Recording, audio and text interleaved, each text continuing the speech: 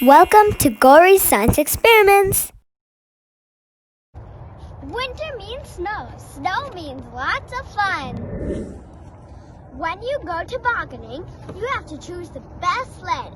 The best sled is the smoothest one. I got two sleds here.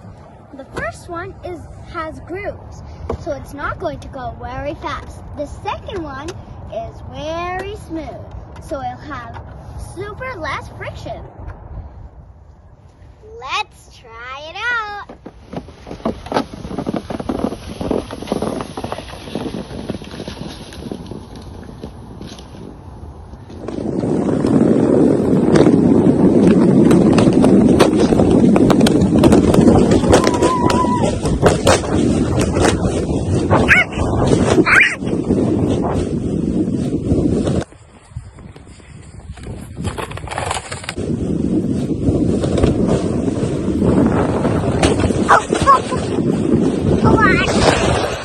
Here's my sled. See, I came all the way from there.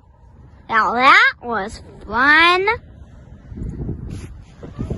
That was so much fun. I want to do it again.